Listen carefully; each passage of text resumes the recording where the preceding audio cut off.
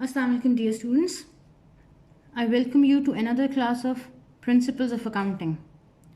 हमने previous lectures में accounting को समझने की कोशिश की थी. Accounting is basically a systematic process of recording and communicating financial information for different decisions made by a business.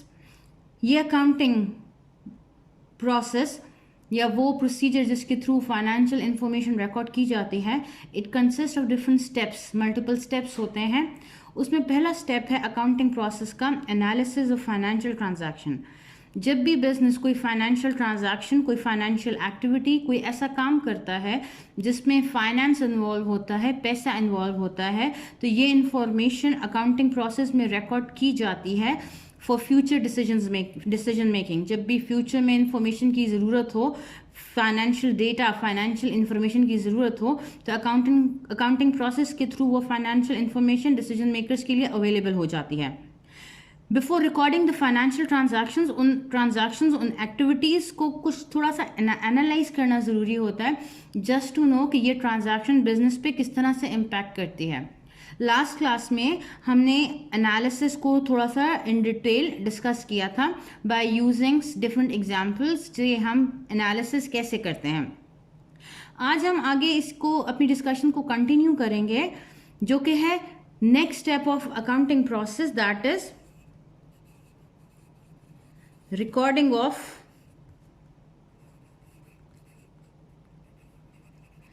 financial transactions. First step में ट्रांजैक्शंस का एनालिसिस किया. सेकंड स्टेप में हमने उन एनालाइज्ड ट्रांजैक्शंस को रिकॉर्ड करना होता है. कैसे रिकॉर्ड करना होता है? एक स्पेसिफिक फॉर्मेट में ये रिकॉर्डिंग होती है, जो हम आगे जाके थोड़ा सा डिटेल में देखते हैं. But right now just to revise little bit of the previous lecture, analysis में हमने ये देखा था, एनालिसिस स्टेप में हमने ये देखा था कि बिजनेस की कोई भी फाइनेंशियल ट्रांजैक्शन हो, कोई भी फाइनेंशियल एक्टिविटी हो, वो बिजनेस के ऊपर डिफरेंट तरीके से इफेक्ट कर रही होती है, असर डाल रही होती है. जनरली स्पीकिंग, बिजनेस के जो 5 मेजर अकाउंट्स हैं, 5 मेजर टाइप की फाइनेंशियल इंफॉर्मेशन है, जिसमें हमारे पास एसेट्स आते हैं, हमारे पास लाइबिलिटीज़ आती हैं, हमारे पास ओनर्स इक्विटी आती है, हमारे पास रेवेन्यूज़ होते हैं और एक्सपेंसेस होते हैं. ये बेसिक 5 मेजर अकाउंट्स हैं जो कि इफ़ेक्ट होते हैं किसी भी फाइनेंशियल ट्रांजैक्शन की वजह से. ये 5 मेजर अकाउंट्स इफेक्ट होते हैं due to any financial transaction. या दूसरे लफ्ज़ में कहूँ कि बिजनेस की ट्रांजैक्शंस की वजह से बिजनेस के पास इन 5 तरह का फाइनेंशियल डेटा इफेक्ट होता है किसी भी एक्टिविटी की वजह से.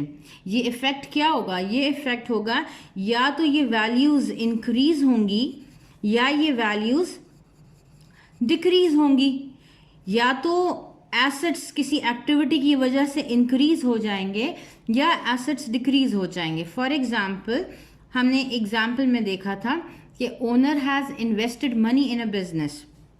ओनर की इन्वेस्टमेंट हुई है, ओनर ने पैसा बिजनेस में लगाया है. इसकी वजह से क्या होगा? बिजनेस के पास कैश इंक्रीज हो जाएगा. ये कैश क्या है? Cash is basically an asset. कहने का मतलब ये है कि due to this financial activity business का एसेट ज्यादा हो जाता है, इंक्रीज हो जाता है. In the same way business की different transactions, different financial activities होती हैं जो कि किसी एसेट पे इफेक्ट कर रही होंगी, या लायबिलिटी को इफेक्ट कर रही होंगी, या ओनर्स इक्विटी को इफेक्ट कर रही होंगी, या रेवेन्यूज को इफेक्ट कर रही होंगी, और या फिर एक्सपेंसेस पे कोई असर डाल रही होंगी. ठीक होती है बात. अब ये जो हम बात कर रहे हैं कि due to any financial transaction ये 5 एसेट या तो इंक्रीज होते हैं या डिक्रीज होते हैं. तो याद रखें, इस इंक्रीज या डिक्रीज को रिकॉर्ड करने के लिए हम एक रूल अप्लाई करते हैं जिसको हम कहते हैं debit credit rule. Debit credit rule, वो रूल बेसिकली ये कहता है कि जब भी कोई फाइनेंशियल एक्टिविटी जब भी कोई फाइनेंशियल एक्टिविटी बिजनेस करता है तो इन 5 में से एसेट्स हो, लाइबिलिटीज हो, ओनर्स इक्विटी हो, रेवेन्यू हो या एक्सपेंसेस हो। यहाँ पे मैं एसेट्स के लिए एब्रिविएशन यूज कर रही हूँ ए, लाइबिलिटीज के लिए यूज कर रही हूँ L, owners equity represented by O E, revenue by R and expenses by E. तो बिजनेस की हर फाइनेंशियल ट्रांजैक्शन इन 5 में से एक या एक से ज्यादा अकाउंट्स को या तो इंक्रीज करती है या फिर डिक्रीज कर देती है। इस इंक्रीज और डिक्रीज को रिकॉर्ड करने के लिए अकाउंटिंग प्रोसेस में हम ये ज्यादा या कम होने का लफ्ज इस्तेमाल नहीं करते। Instead of this increase and decrease terms हम अकाउंटिंग में यूज करते हैं टर्म्स डेबिट और क्रेडिट। डेबिट और क्रेडिट, इस इंक्रीज डिक्रीज की जगह लफ्ज इस्तेमाल होते हैं डेबिट और क्रेडिट। मगर याद रखें यहाँ पे इंक्रीज का मतलब डेबिट नहीं है और डिक्रीज का मतलब क्रेडिट नहीं है। ये डिपेंड करता है नेचर ऑफ द अकाउंट्स पे। इन 5 में से हम किस अकाउंट की बात कर रहे हैं उसके ऊपर डिपेंड करेगा कि डेबिट इंक्रीज शो कर रहा है या डेबिट डिक्रीज को शो कर रहा है। In the same way in 5 accounts की बेसिस पे डिसाइड किया जाता है कि ये क्रेडिट इंक्रीज शो करता है या क्रेडिट डिक्रीज शो करता है। एक रूल अप्लाई होता है इस चीज को समझने के लिए जिसे हम कहते हैं डेबिट क्रेडिट रूल। ये रूल ये स्टेट करता है कि एसेट्स जब भी इंक्रीज होंगे, मैं एरो अपवर्ड एरो का साइन यूज कर रही हूं फॉर इंक्रीज, जब भी एसेट्स इंक्रीज होंगे उनको हम करते हैं डेबिट। एसेट्स जब भी डिक्रीज होंगे हम उनको करते हैं record by term credit.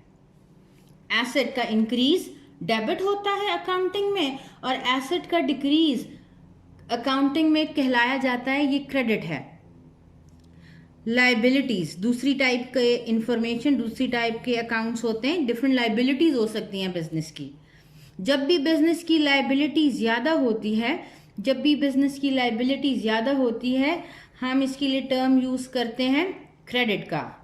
Liability decrease होगी, टर्म हम यूज करेंगे डेबिट का। ओनर्स इक्विटी और कैपिटल इंक्रीज होएगा तो क्रेडिट है, डिक्रीज होगा तो डेबिट है। ओनर्स इक्विटी अगर किसी बिजनेस ट्रांजैक्शन की वजह से इंक्रीज होता है तो हम टर्म यूज करेंगे क्रेडिट का। अगर ये ओनर्स इक्विटी डिक्रीज होगी तो टर्म यूज करेंगे हम डेबिट का। रेवेन्यू इंक्रीज होगा क्रेडिट, डिक्रीज होगा तो डेबिट है। एक्सपेंसेस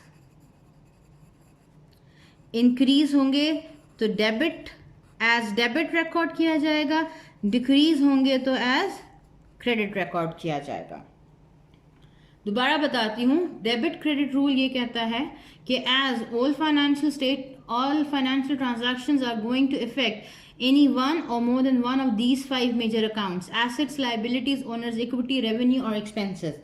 ये इफेक्ट क्या होता है? या तो ये अकाउंट्स की वैल्यू इंक्रीज हो रही होगी या अकाउंट्स की वैल्यू डिक्रीज हो रही होगी। या तो बिजनेस के पास एसेट्स ज्यादा हो रहे होंगे या बिजनेस के एसेट्स कम हो रहे होंगे। या तो बिजनेस की लाइबिलिटीज ज्यादा हो रही होंगी या बिजनेस की लाइबिलिटीज कम हो रही होंगी। अकाउंटिंग में इस इंक्रीज और डिक्रीज की जगह हम लफ्ज यूज करते हैं, टर्म्स यूज करते हैं डेबिट एंड क्रेडिट। ये रूल ये कहता है कि जब भी एसेट्स बिजनेस के किसी वजह से ज्यादा हो रहे हैं, इस इंफॉर्मेशन को रिकॉर्ड किया जाएगा not as increase as debit. जब भी एसेट्स डिक्रीज होंगे तो इनको डिक्रीज कहने के बजाय हम कहेंगे ये क्रेडिट हुए हैं। लाइबिलिटीज जब ज्यादा होंगी क्रेडिट, जब कम होंगी तो डेबिट। ओनर्स इक्विटी जब ज्यादा होगी तो क्रेडिट, जब कम होगी तो डेबिट। रेवेन्यूज जब ज्यादा होंगे तो क्रेडिट, जब कम होंगे तो डेबिट। एक्सपेंसेस जब ज्यादा होंगे तो डेबिट है, जब कम होंगे तो क्रेडिट है।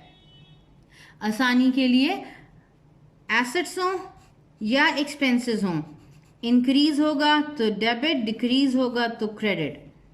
लाइबिलिटीज, ओनर्स इक्विटी और रेवेन्यूज हों, ज़्यादा होंगे तो क्रेडिट, कम होंगे तो debit. This is the basic accounting rule of debit and credit.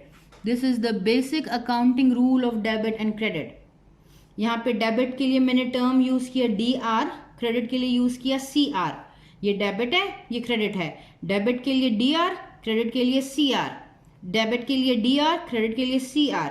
तो अपने माइंड में अकाउंटिंग को समझने के लिए आगे एग्जाम्स के पॉइंट ऑफ व्यू से पहला रूल तो आप ये अपने दिमाग में बिठा लें कि एसेट्स हों या एक्सपेंसेस हों, जब भी ज़्यादा हो रहे होंगे हम इनको कहेंगे ये डेबिट हैं. जब ये अकाउंट्स, इन दोनों में से कोई भी अकाउंट कम हो रहा होगा उसके लिए हम टर्म यूज करेंगे क्रेडिट का. लाइबिलिटीज हो, ओनर्स इक्विटी हो या रेवेन्यू हो, जब भी ज्यादा होगा क्रेडिट होगा, जब भी कम होगा डेबिट होगा. आई होप कि यहां तक आपको क्लियर होगी बात.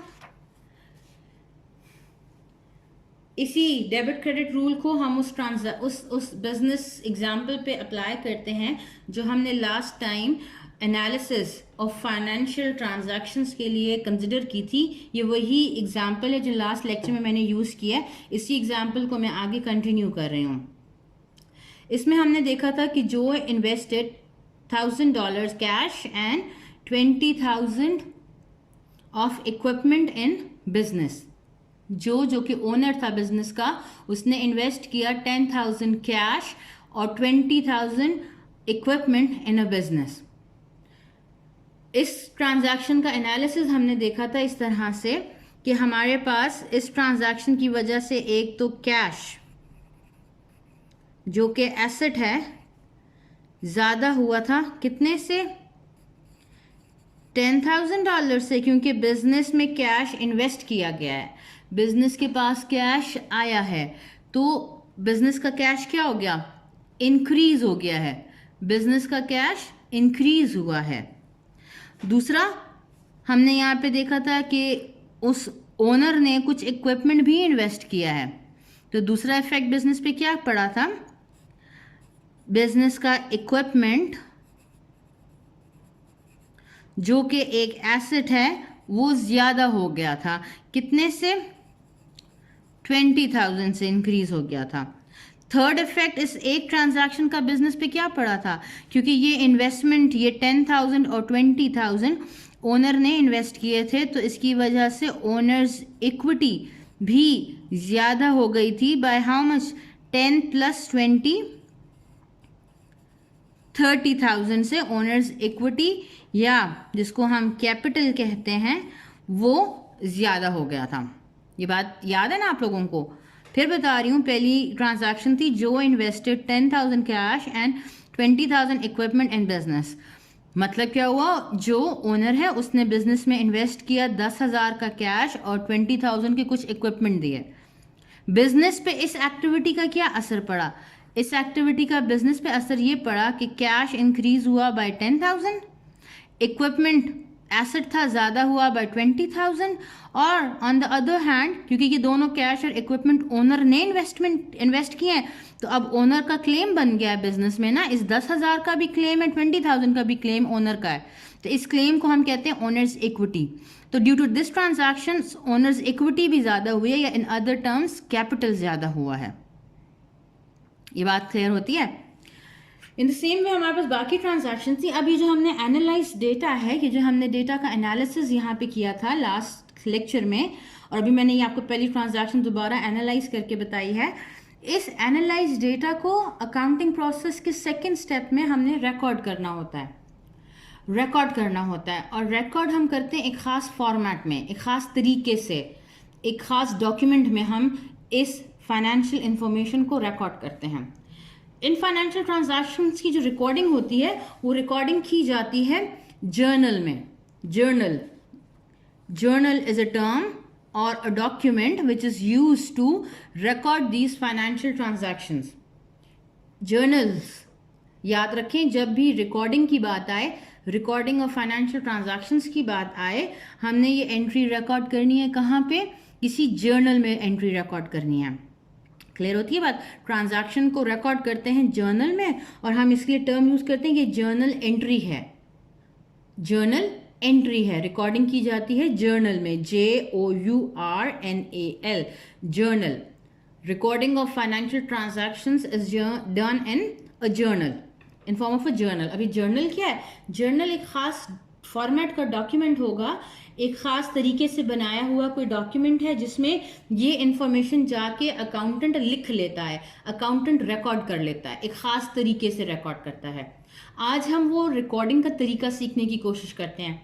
तो सबसे पहले यहाँ पे समझना ज़रूरी है जर्नल का फॉर्मेट, कि जर्नल का फॉर्मेट कैसा होता है। जर्नल का फॉर्मेट एक टेबल की फॉर्म में होगा, टेबुलर वे से बनाया जाएगा। टेबल होते हैं कॉलम्स एंड रोज। इसमें पहला कॉलम होता है जी डेट का, डेट। एक और कॉलम हम ड्रॉ करेंगे जिसके ऊपर लिखा होगा या तो पर्टिकुलर या अकाउंट, क्योंकि हमने देखा कि फाइनेंशियल ट्रांजैक्शन की वजह से कोई ना कोई अकाउंट इफेक्ट हो रहा होता है, कोई ना कोई अकाउंट कम या ज़्यादा हो रहा होता है, तो हमने वो अकाउंट का नाम यहाँ लिखना होगा। फिर हमने देखा था कि वो अकाउंट्स जो कम या ज़्यादा होते हैं वो किसी अमाउंट से कम या ज़्यादा होते हैं। तो थर्ड कॉलम यहाँ पे हमारे पास बन जाएगा अमाउंट का। इस अमाउंट के कॉलम को हम दो आगे फर्दर कॉलम्स में डिवाइड कर देंगे, एक डेबिट का कॉलम है, एक क्रेडिट का कॉलम है। दोबारा से मैंने यहाँ पे DR एब्रीविएशन यूज की है डेबिट के लिए, NCR यूज की है क्रेडिट के लिए, डेबिट एंड क्रेडिट। डेट है पहला कॉलम, पर्टिकुलर और अकाउंट होगा दूसरा कॉलम, अमाउंट का होगा तीसरा कॉलम। इस अमाउंट के कॉलम को हम दो पार्ट्स में, दो कॉलम्स में फर्दर डिवाइड करेंगे, एक होगा डेबिट का, एक होगा क्रेडिट का। ये हमने क्यों किया? क्योंकि अभी थोड़ी देर पहले हमने देखा कि due to any financial transaction कुछ अकाउंट्स या तो कम होते हैं और ज़्यादा भी हो रहे होते हैं, तो हमने उस डिक्रीज इंक्रीज को अलग अलग रिकॉर्ड करने के लिए यहाँ डेबिट क्रेडिट के दो अलग कॉलम्स ड्रॉ कर दिए हैं। Now moving back to our example, हमारे पास पहला जो ट्रांजैक्शन थी, जो invested $10,000 and 20,000 equipment in a business. मैं इस ट्रांजैक्शन को आपको अलग से एनालाइज करके बताती हूँ। पहले हम एनालिसिस करते हैं और फिर उस एनालाइज ट्रांजैक्शन को रिकॉर्ड कर देते हैं। अब पहली जो ट्रांजैक्शन थी, डेट क्या थी? June 1 को काम हुआ था। June 1 को क्या हुआ था? ओनर ने कैश इन्वेस्ट किया, तो बिजनेस का कैश जो कि एसेट है वो ज़्यादा हो गया। कितने से ज़्यादा हो गया था? $10,000 से ज़्यादा हो गया था। फिर ओनर ने कुछ इक्विपमेंट भी बिजनेस को दी थी, वो इक्विपमेंट भी क्या है? एसेट है, ज़्यादा हो गई थी बाय 20,000 का इक्विपमेंट था। ये देखिए जी 20,000 का इक्विपमेंट, तो 20,000 से इक्विपमेंट ज़्यादा होगी जो एसेट है। क्योंकि ये दोनों इन्वेस्टमेंट्स ओनर की तरफ से थी, तो इसकी वजह से ओनर का कैपिटल, ओनर का क्लेम बिजनेस पे बढ़ गया, जो कि ओनर्स इक्विटी का अकाउंट है, ज़्यादा हो गया बाय हाउ मच अमाउंट? 10 + 20 30,000। अब asset, cash as an asset ज़्यादा हुआ, इक्विपमेंट ऑल्सो एसेट ज़्यादा हुआ, कैपिटल ओनर्स इक्विटी अकाउंट ज़्यादा हुआ। अभी हमने थोड़ी देर पहले डेबिट क्रेडिट रूल पढ़ा था, जो डेबिट क्रेडिट रूल ये कहता है एसेट्स हों या एक्सपेंसेस हों, ज़्यादा होते हैं डेबिट करते हैं, कम होते हैं क्रेडिट करते हैं। लाइबिलिटीज़ हों, ओनर्स इक्विटी हो या रेवेन्यू हो, ज़्यादा होगा तो क्रेडिट करेंगे, कम होगा तो डेबिट करेंगे। ये रूल आपने अपने दिमाग में बिठा लेना, हर जगह ये यूज़ होगा अकाउंटिंग प्रोसेस में। इसका मतलब है एज पर दिस रूल, क्योंकि यहाँ पे एसेट ज़्यादा हुआ है तो एसेट को हमने क्या करना है? डेबिट करना है। इक्विपमेंट एसेट था, ज़्यादा हुआ, एसेट ज़्यादा होता है तो डेबिट करते हैं, तो मैंने इसको एज अ डेबिट रिकॉर्ड करना है। कैपिटल, ओनर्स इक्विटी था, ज़्यादा हुआ था, ओनर्स इक्विटी ज़्यादा होती है तो क्रेडिट करते हैं। बात समझ में आई?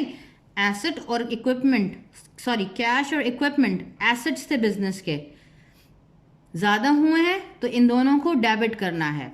कैपिटल जो कि ओनर्स इक्विटी अकाउंट है, ज़्यादा हुआ तो इसको हम क्रेडिट करेंगे as per this debit credit rule.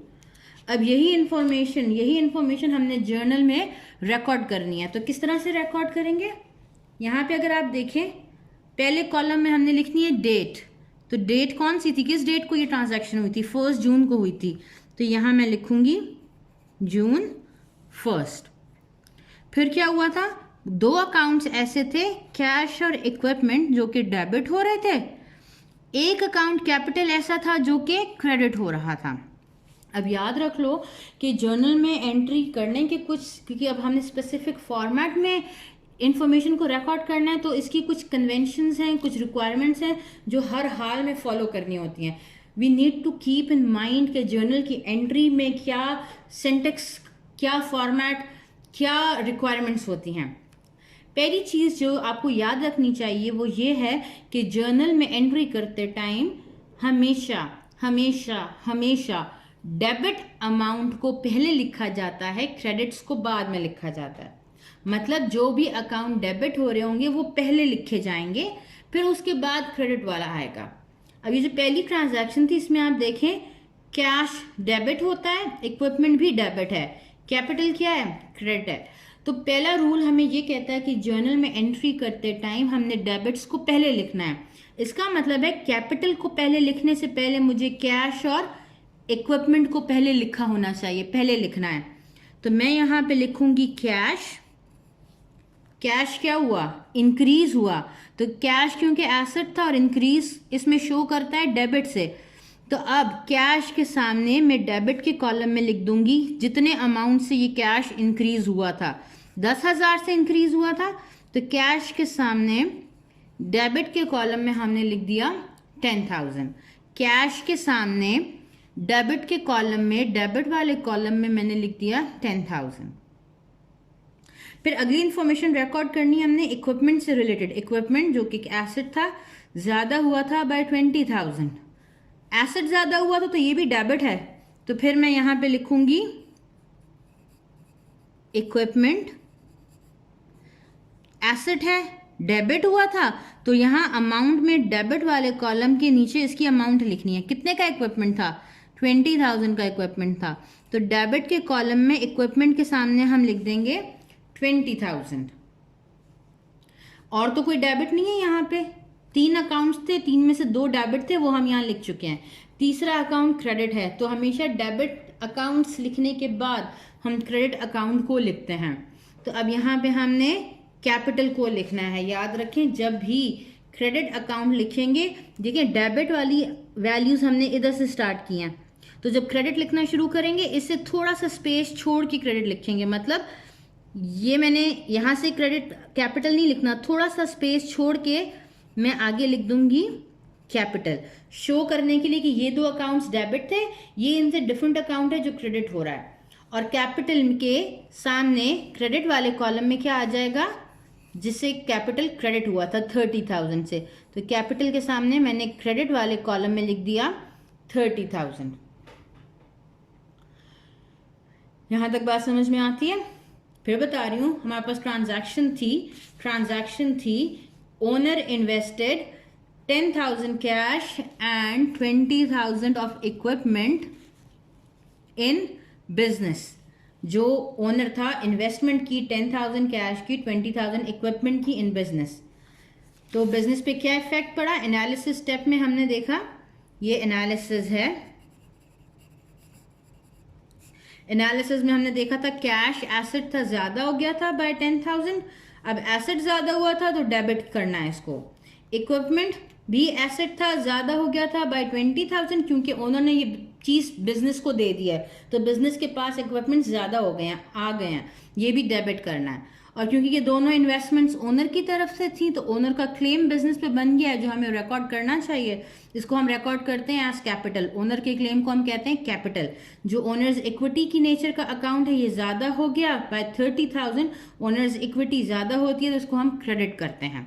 यही इंफॉर्मेशन हमने अब जर्नल में रिकॉर्ड करनी थी। पहला कॉलम डेट का है, तो जिस डेट की ट्रांजैक्शन है वो हमने यहाँ डेट के कॉलम में लिख दी। फिर जब हम यहाँ अकाउंट्स लिखते हैं, याद रखना है कि पहले डेबिट वाले अकाउंट्स लिखे जाते हैं, फिर जितने क्रेडिट होते हैं वो लिखते हैं। यहाँ 3 अकाउंट्स थे, कैश रिकॉर्ड करना था, इक्विपमेंट रिकॉर्ड करना था और कैपिटल रिकॉर्ड करना था। इनमें से 2 डेबिट्स हैं और 1 क्रेडिट है, तो इन दोनों डेबिट्स में से मैं जो भी डेबिट चाहूँ पहले लिख सकती हूँ। मैंने यहाँ पहले कैश डेबिट किया, कैश के सामने डेबिट के कॉलम में 10,000 लिख दिया, फिर इक्विपमेंट लिखा और इक्विपमेंट के भी सामने डेबिट के कॉलम में 20,000 लिख दिया, क्योंकि कैश ज़्यादा हुआ था 10,000 से, इक्विपमेंट ज़्यादा हुआ था 20,000 से। फिर कैपिटल जो कि क्रेडिट करना था मैं इसको बाद में लिखती हूँ, तो जहाँ से मैंने क्रेडिट वाली टर्म्स लिखना शुरू किए हैं उनसे थोड़ा सा आगे स्पेस छोड़ के फिर कैपिटल लिखते हैं। कैपिटल लिखा और कैपिटल के सामने क्रेडिट वाले कॉलम में लिख दिया 30,000।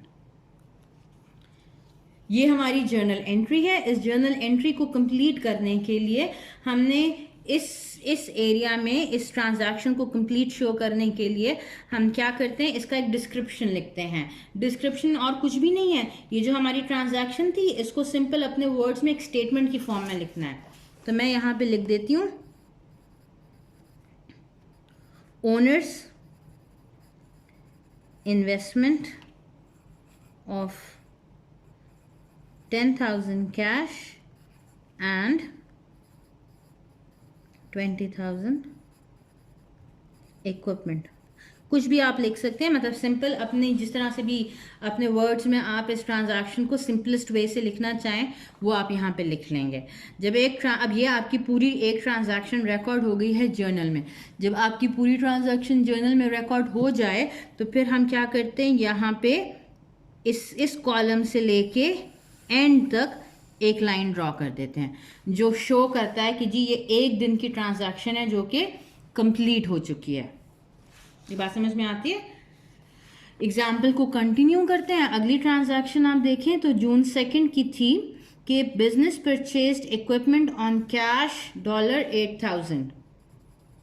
ये ट्रांजैक्शन थी, परचेज्ड इक्विपमेंट ऑन कैश $8,000। यहाँ क्या हो रहा था, जून 2 थी, डेट थी जून 2। एनालिसिस में हमने देखा था कि क्योंकि बिजनेस ने परचेज किया है कुछ इक्विपमेंट 8,000 का, इक्विपमेंट परचेज किया है, कोई चीज़ खरीदी है, पैसे दिए हैं, तो कैश जो कि एसेट है वो कम हो गया होगा ना। जब आप किसी को पैसे देते हैं तो आपके पास से पैसे चले जाते हैं, कैश कम हो गया होगा। कितने से? 8,000 से। और ये कैश की पेमेंट क्यों की थी, ये पैसे क्यों दिए थे?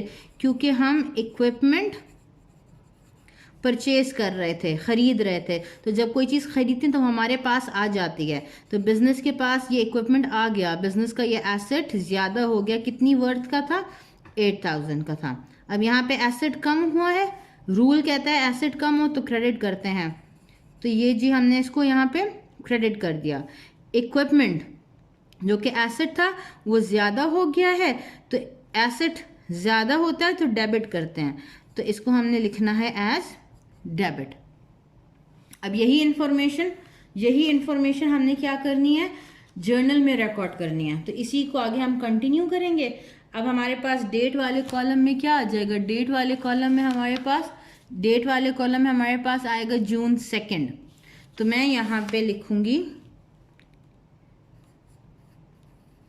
जून 2 को क्या हुआ, कैश क्रेडिट, इक्विपमेंट डेबिट। अब जर्नल का रूल क्या है, पहले लिखते हैं डेबिट वैल्यूज़ को, फिर लिखते हैं क्रेडिट वैल्यूज़ को। पहले लिखते हैं डेबिट वैल्यूज़ को, फिर लिखते हैं क्रेडिट वैल्यूज़ को। तो हमने पहले इक्विपमेंट को लिखना है, इसको रिकॉर्ड करना है, फिर हमने कैश को रिकॉर्ड करना है। तो हम अपने पास जर्नल में एंट्री करेंगे, इक्विपमेंट डेबिट हुआ था तो डेबिट के कॉलम में आ जाएगा 8,000, और कैश पे ख़रीदा तो अब यहाँ डेबिट का अल्फ़ाबेट स्टार्ट किया, उसे थोड़ा आगे से हम क्रेडिट का टर्म लिखेंगे, क्रेडिट वाला वर्ड लिखेंगे। कैश क्योंकि क्रेडिट हुआ था मैंने थोड़ा आगे करके लिखा है, और कैश को के सामने क्रेडिट वाले कॉलम में आ जाएगा 8,000। नीचे डिस्क्रिप्शन लिखना है, business purchased equipment for $8,000। Simple एक स्टेटमेंट में, एक लाइन में लिख दिया कि यहाँ पे क्या काम हुआ था। ये ट्रांजैक्शन कंप्लीट हो गई है, तो we need to draw a line जो कि शो करे completion of this one transaction. इस तरह से हम क्या करते हैं, जर्नल एंट्रीज को रिकॉर्ड करते हैं।